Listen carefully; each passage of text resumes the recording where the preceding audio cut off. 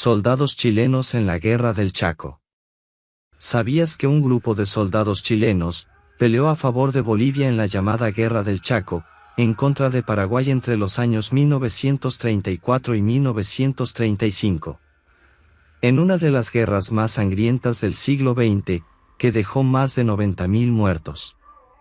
El desempeño de este pequeño grupo de oficiales chilenos, que en apenas un año de sostenida lucha, dejó una profunda huella de admiración y fraternidad en la sociedad boliviana, que llegó a olvidar que una vez fueron enemigos.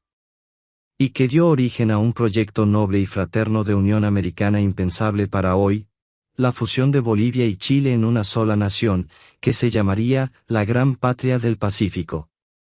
Si quieres saber cómo se llegó a este punto, te invito a ver este nuevo capítulo de la historia no oficial de Matamitos.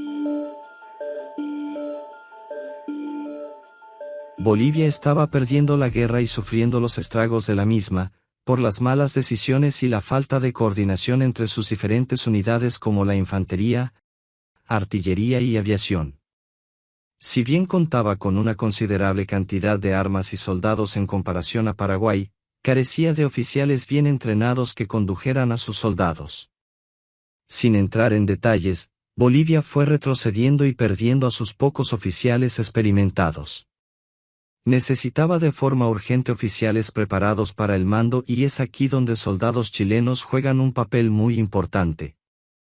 En 1934, hacia el último año de la guerra, el gobierno boliviano realizó gestiones en Chile, para atraer a oficiales experimentados. Esto por la excelente reputación de sus soldados.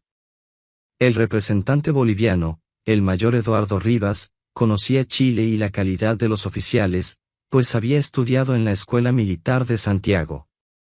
Realizó entonces contactos con el gobierno chileno, que finalmente le tuvo que negar su ayuda, porque no podía comprometer su neutralidad autorizando oficiales en ejercicio.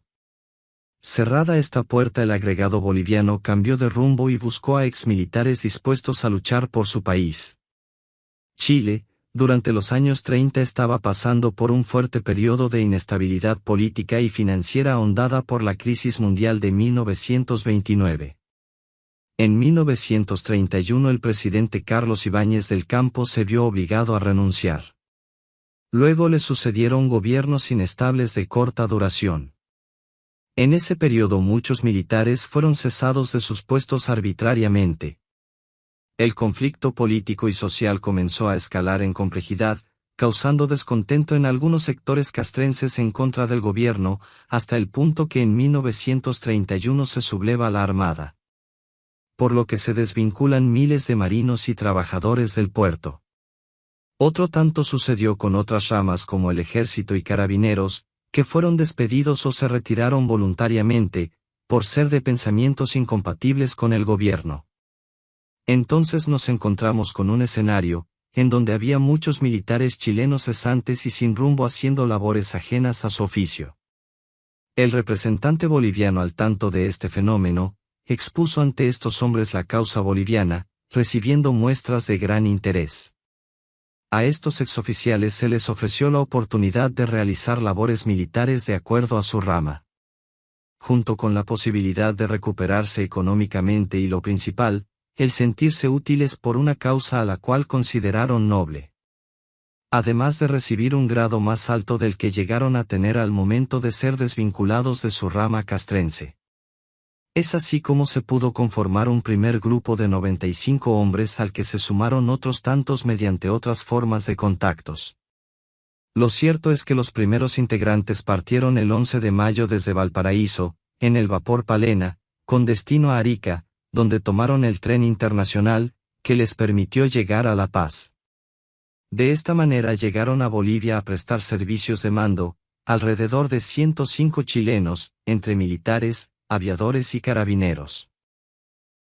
Los chilenos tuvieron que adaptarse a un terreno extremo y hostil predominantemente caluroso, con prácticamente 2 estaciones al año, veranos lluviosos e inviernos secos.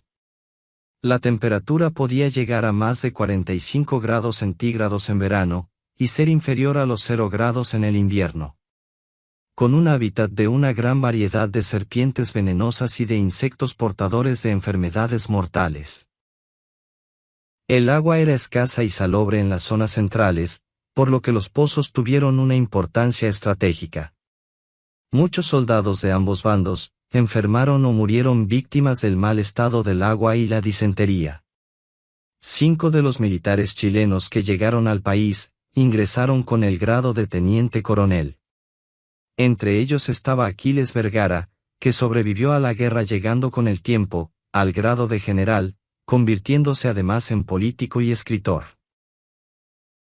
En Bolivia, los combatientes chilenos fueron muy bien recibidos por la población, ya que vio en ellos una esperanza en momentos muy difíciles. Paraguay protestó contra de Chile, por la ayuda a Bolivia, pero el gobierno chileno, por diversos motivos, dilató las cosas más allá de lo normal, además ningún oficial en servicio activo estaba involucrado, por lo cual no consideraba que fuese un acto grave, en especial, sabiendo que Paraguay también había contratado el servicio de combatientes chilenos a sus filas, aunque en mucho menor cantidad. Pero de todas formas prometió controlar la llegada de más chilenos a Bolivia. Las primeras acciones de los combatientes chilenos ayudaron, decididamente, en la defensa del Fortín Villamontes, que fue el núcleo principal del sistema defensivo boliviano en el Chaco, y así evitaron que cayera en manos paraguayas. Y más tarde ayudando en la contraofensiva, favoreciendo la recuperación de territorios a favor de las fuerzas bolivianas, y comprometiendo seriamente las posiciones alcanzadas por los paraguayos. Tras un año de intensos combates, los chilenos sufrieron la pérdida de 3 de ellos, el subteniente Francisco Ortega Beiza, del Regimiento Ayacucho número 8 de Infantería. El capitán Vicente Romero Rojas, del Regimiento Cazadores del Yacuma número 10, y el teniente coronel Ignacio Aliaga González, de la Fuerza Aérea de Bolivia. También fueron heridos 11 soldados chilenos y 3 cayeron prisioneros de los paraguayos. Si bien un grupo tan pequeño de soldados chilenos no cambió el transcurso de la guerra, para el historiador boliviano Roberto Querejazu Calvo, que también luchó en esa guerra, expresa la importancia psicológica que ejercieron los oficiales chilenos en la tropa boliviana, fue muy positiva por sus cualidades de conductores y de valor personal, lo que infundió nuevas energías en una desmoralizada tropa. La presencia de los combatientes chilenos, también, sirvió para mejorar la visión que se tenía de Chile y los chilenos, muy mermada por la Guerra del Pacífico. Y esto se hizo más patente a partir de la muerte del subteniente Francisco Ortega Beiza, quien en un valeroso asalto a bayoneta recibió un disparo que le dio la muerte, hecho acaecido en la Cañada Loa, el 12 de agosto de 1934. El lugar en donde murió, fue llamado el Campo Ortega en su honor. Sus funerales, realizados en La Paz, dieron lugar a significativas muestras de respeto y dolor. A su entierro concurrieron las principales autoridades de Bolivia y residentes chilenos fundaron el Club Cultural y Deportivo Ortega Beiza. Estas muestras de respeto y aprecio no terminaron ahí, al poco tiempo a un regimiento se le puso el nombre de Chile, comandado por un chileno junto a otros oficiales también de la misma nacionalidad. Así se desarrolló un sentimiento de respeto entre Bolivia y Chile, ahora unidos por lazos de amistad y sangre. En este contexto comenzó a nacer una idea de unión jamás antes pensada por ambos países. Un proyecto que no solo buscaba unir a los pueblos fraternalmente, sino fusionar ambos países en un solo territorio que se le llamó la Gran Patria del Pacífico, y que causó tensión en Perú y Argentina. Esos sueños surgidos por la amistad y admiración castrense, de un pequeño grupo de combatientes chilenos en Bolivia, no caló lo suficientemente profundo en la sociedad chilena, un tanto ajena a un conflicto que consideraba lejano, y que además estaba sufriendo los estragos políticos y económicos del salitre, y el efecto de la caída mundial de la bolsa.